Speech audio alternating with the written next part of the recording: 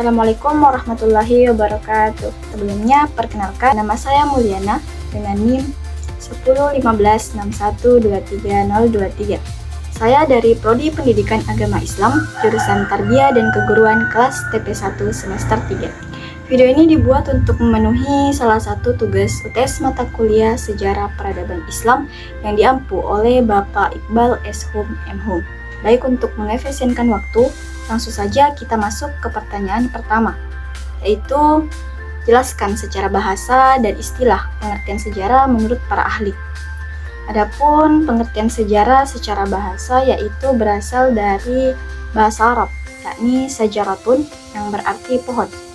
Pohon ini identik dengan ilmu sejarah yang membahas terkait tentang silsilah keturunan raja yang memiliki akar, batang, daun, dan lain-lain. Adapun di dalam bahasa Inggris disebut sebagai history, berasal dari kata Yunani yakni historia yang berarti penyelidikan atau pengetahuan melalui penelitian. Dan pengertian sejarah secara istilah yaitu ilmu yang mempelajari peristiwa-peristiwa masa lalu manusia serta hubungan sebab akibatnya yang bisa memberikan kita tujuan tentang pemahaman masa kini dan kemungkinan di masa depan. Adapun pengertian sejarah menurut para ahli yaitu yang pertama, menurut Ibnu Khaldun. Menurut Ibnu Khaldun, sejarah itu adalah catatan tentang peradaban umat manusia beserta perubahan-perubahan yang terjadi pada karakter masyarakat tersebut, baik dari segi politik, ekonomi, maupun budaya. Selanjutnya itu menurut Sujatmoko, bahwa sejarah itu adalah pemahaman tentang masa lalu untuk memahami masa kini demi mempersiapkan masa depan. Selanjutnya itu pertanyaan yang kedua, jelaskan kondisi sosial dan politik bangsa Arab sebelum Islam datang. Nah, sebelum Islam datang, bangsa Arab itu hidup dalam periode yang sering disebut dengan masa jahiliyah atau masa kehancuran dan masa kebodohan. Adapun kondisi sosialnya yaitu golongan bangsawan yang kaya seperti Quraisy, dan ada golongan budak serta orang-orang lemah yang mereka tindas.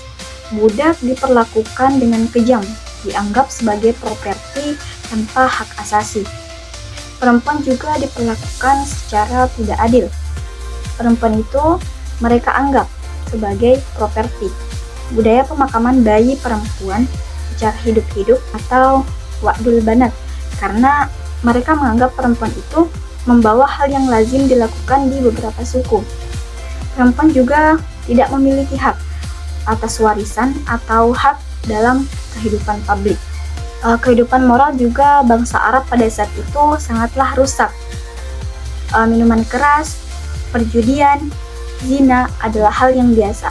Norma moral cenderung rendah dan perilaku ini bagi mereka itu dianggap sebagai hal yang biasa atau lumrah.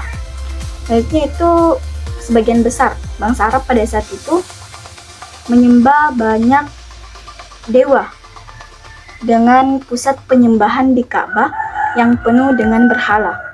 Ada pula kelompok-kelompok kecil yang masih menganut ajaran monoteistik atau penyembah Allah seperti agama Hanif, Yahudi, dan Nasrani. Adapun kondisi politik pada saat itu sebelum Islam datang, yakni tidak ada pemerintahan terpusat. Tidak ada pemerintahan yang mengatur seluruh jazirah Arab. Bangsa Arab hidup dalam sistem desentralisasi berbasis suku. Setiap suku memiliki otonomi penuh dan hukum-hukum mereka sendiri. Yang kedua yaitu persaingan antar suku. Konflik dan perang antar suku menjadi hal biasa, seringkali dipicu oleh masalah-masalah kecil seperti perebutan sumber daya atau pelanggaran. Tidak ada perdamaian yang stabil di antara suku-suku tersebut. Yang selanjutnya itu kekosongan kepemimpinan. Bangsa Arab saat itu tidak memiliki tokoh besar yang menyatukan atau memberikan bimbingan spiritual. Mereka kehilangan arah dalam kehidupan beragama dan politik.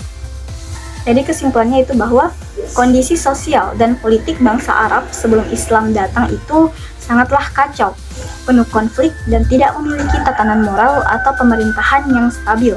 Kehadiran Islam telah membawa revolusi besar dalam berbagai aspek kehidupan, termasuk aspek politik, ekonomi, dan spiritual. Selanjutnya itu pertanyaan ketiga, jelaskan kemajuan yang dicapai oleh umat Islam pada masa Khalifah Umar bin Khattab. Adapun kemajuan yang dicapai umat Islam pada masa itu, yang pertama, Umar bin Khattab membuat Masjid Al-Aqsa dan fasilitas umum lainnya untuk kebutuhan rakyat. Yang kedua, beliau membuat mata uang sendiri yang bertuliskan kalimat syahadat. Yang ketiga, membuat kalender Hijriah. Dan yang keempat yaitu mencanangkan program bansos seperti pemberian tunjangan kepada fakir miskin, anak yatim. Khalifah Umar bin Khattab berhasil membawa kemajuan besar dalam berbagai bidang, menjadi kekhalifahan Islam sebagai salah satu kekuatan utama dunia. Kepemimpinannya yang adil, tegas, dan bijaksana menjadi teladan kepemimpinan hingga pada saat ini. Selanjutnya pertanyaan yang keempat, yaitu jelaskan latar belakang terjadinya Perang Siffin. Perang Siffin terjadi pada tahun 657 Masehi antara kubu Muawiyah dan kubu Ali bin Abi Thalib. Adapun latar belakang terjadinya Perang Siffin yaitu yang pertama, adanya pembunuhan Khalifah Utsman bin Affan. Utsman bin Affan ini merupakan khalifah ketiga yang dibunuh oleh sekelompok pemberontak pada tahun 656 Masehi di Madinah. Para pemberontak menuduhnya melakukan nepotisme dan ketidakadilan dalam pemerintahan. Pembunuhan ini menimbulkan kekacauan besar di kalangan umat Islam. Setelah kematian Utsman, Ali bin Abi Thalib diangkat menjadi khalifah keempat. Namun, sebagian besar umat Islam menuntut agar Ali segera menghukum para pembunuh Utsman. Ali merasa perlu waktu untuk menstabilkan pemerintahan sebelum mengambil sebuah tindakan yang menyebabkan adanya ketidakpuasan. Yang kedua, adanya tuntutan balas dendam oleh Muawiyah. Muawiyah bin Abu Sufyan merupakan gubernur Syam yang sekarang adalah Suriah dan merupakan salah satu kerabat Utsman. Muawiyah menolak mengakui kepemimpinan Ali hingga para pembunuh Utsman dihukum. Ia mengangkat isu darah Utsman sebagai alasan untuk menentang Ali.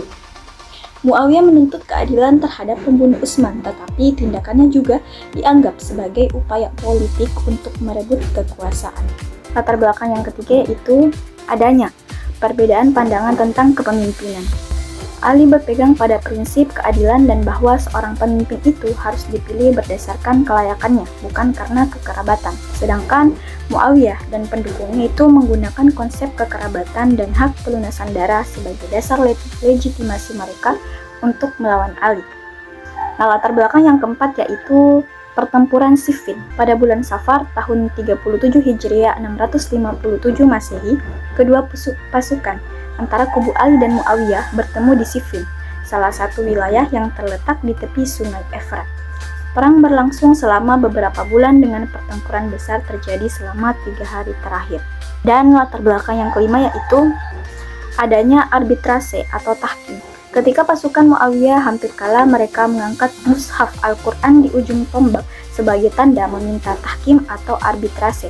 Ali, meskipun didesak oleh sebagian besar pasukannya, setuju untuk menghentikan pertempuran dan menyelesaikan kegagalan melalui arbitrase.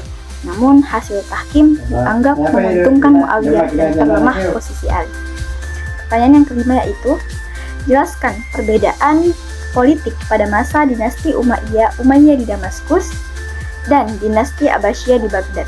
Kebijakan politik di masa dinasti Umayyah di Damaskus dan dinasti Abbasiyah di Baghdad memiliki perbedaan mendasar karena orientasi politik, struktur pemerintahan, dan pendekatan mereka terhadap umat Islam. Adapun perbandingan antara keduanya yaitu dimulai dari dinasti Umayyah, di mana dinasti Umayyah ini menganut sistem pemerintahan berbasis monarki hereditas atau kerajaan turun-temurun. Khalifah cenderung bertindak sebagai penguasa duniawi dengan fokus pada administrasi dan ekspansi wilayah. Kekuasaan mendasar di Damaskus dengan birokrasi yang mengadopsi tradisi pemerintahan Bizantium dan Persia. Adapun pendekatan politiknya yaitu memprioritaskan bangsa Arab sebagai kelompok dominan sehingga terjadi diskriminasi terhadap bangsa-bangsa non-Arab atau Mawali meskipun mereka menganut agama Islam. Peran etnis Arab sangat dominan dalam militer dan pemerintahan. Fokus pada perluasan wilayah Islam sehingga di Spanyol Barat dan Asia di Tengah Timur. Hubungannya dengan umat Islam. Kebijakan politik terkadang menimbulkan ketidakpuasan, terutama di kalangan Mawali dan Syiah yang merasa dikesampingkan. Selanjutnya itu dinasti Abbasiyah, yang sistem pemerintahannya itu lebih berfokus pada sistem pemerintahan birokrasi dengan tradisi Persia yang lebih kompleks. Ibu kota dipindahkan ke Baghdad, yang menjadi pusat intelektual dan budaya dunia Islam. Selanjutnya itu pendekatan politiknya. Pendekatan politik dinasti Umayyah itu lebih inklusif terhadap bangsa-bangsa non-Arab, sehingga mereka memperoleh dukungan yang luas dari berbagai etnis seperti dari Persia dan Turki.